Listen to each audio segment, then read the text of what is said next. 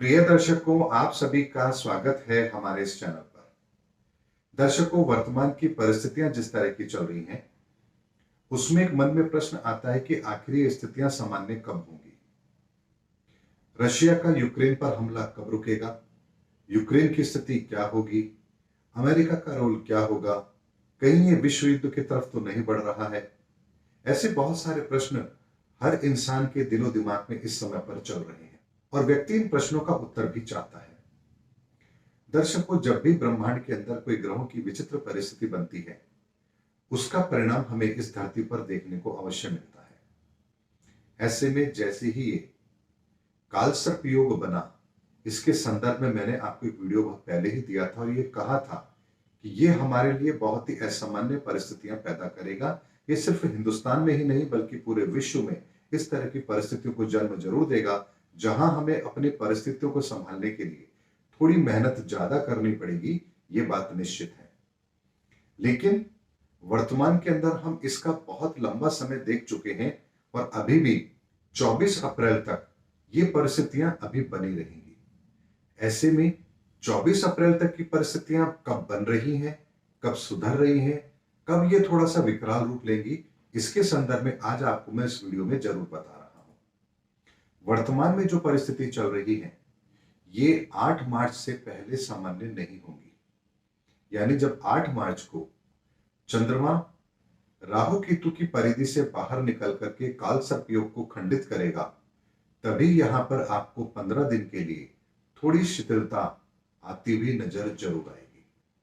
लेकिन ये एक इंटरवल होगा, जैसे एक फिल्म के अंदर बीच में थोड़ा इंटरवल होता है, ये ठीक उसी तरह की स्थिति होगी।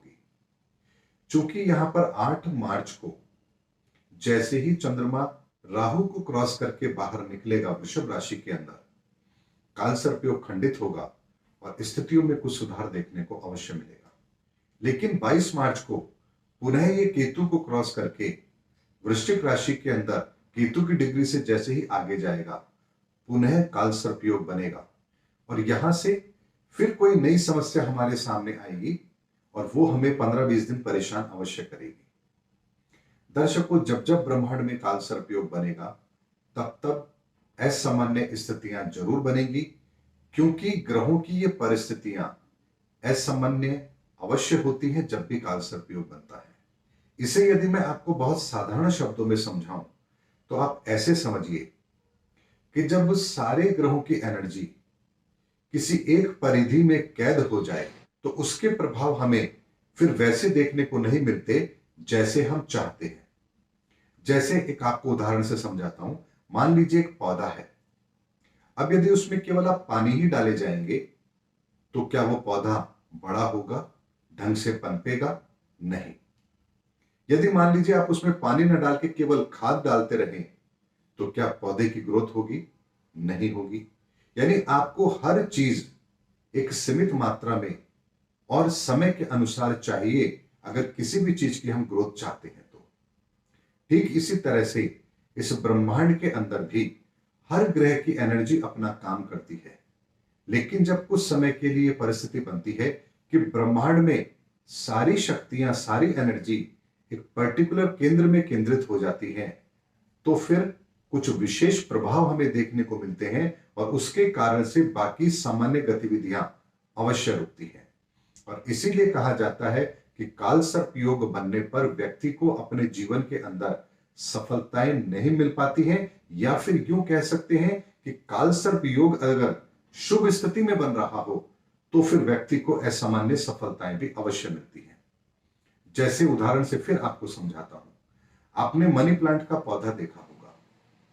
मनी प्लांट के पौधे को भी यदि आप केवल पानी में लगा दें, तो केवल पानी से भी वो पनपता है, बड़ा होता है। यानी कुछ विशेष परिस्थितियों के अंदर एक ही चीज किसी व्यक्ति, किसी स्थिति या किसी चीज को पनपने के लिए पर्याप्त संसाधन देती है। ऐसा भी अवश्य होता है और यही कारण है कि कुछ लोगों को अपने काल सर्प योग के अंदर विशेष तरक्की भी अवश्य मिलती है। लेकिन ये हर व्यक्ति के लिए एप्लीकेबल नहीं है, हर परिस्थिति के ऊपर एप्लीकेबल नहीं है। वर्तमान में जो परिस्थिति चल रही है, उसमें काल सर्प योग 99% लोगों के लिए कुछ ना कुछ समस्या पैदा अवश्य करेगा। दर्शकों, उसके बाद में 22 मार्च से लेकर के 5 अप्रैल तक कालसर्प योग फिर बनेगा और उसके अंदर भी हमें कुछ असामान्य परिस्थितियां अवश्य नजर आएंगी। लेकिन 5 अप्रैल से लेकर के फिर 19 अप्रैल तक यह कालसर्प योग खंडित रहेगा और 19 अप्रैल के बाद में पुनः कालसर्प योग बनेगा। लेकिन 24 अप्रैल को जैसे ही बुध राहु को क्रॉस करके निकलेंगे, इसके पश्चात कालसर्प योग पूरी तरह से खंडित हो जाएगा और फिर बहुत लंबे समय के लिए कालसर्प योग नहीं बनेगा। यानी अभी हमें मार्च का माह और अप्रैल का माह, ये दोनों माह लगभग 24 अप्रैल तक हमें कुछ न कुछ असामान्य स्थितियां ब्रह्मांड के ग्रहों के आधार पर देखने को मिलेंगी। समस्याएं कभी बढ़ेंगी, कभी कम होंगी, कभी सामान्य स्थिति लगेगी, कभी विकराल रूप लेगी, ऐसा जरूर चलेगा। लेकिन इसके साथ में एक ध्यान हमको और रखना है कि यहां पर राहु और सूर्य भी मेष राशि के अंदर एक साथ जरूर आएंगे और यहां पर चूंकि सूर्य अपनी उच्च राशि में होगा और राहु भी उसके साथ ग्रहण बनाएगा, ऐसे में यहां पर कुछ ऐसी घटना घटित होगी जो इस संसार को मजबूर करेगी शांति स्थापित करने के लिए।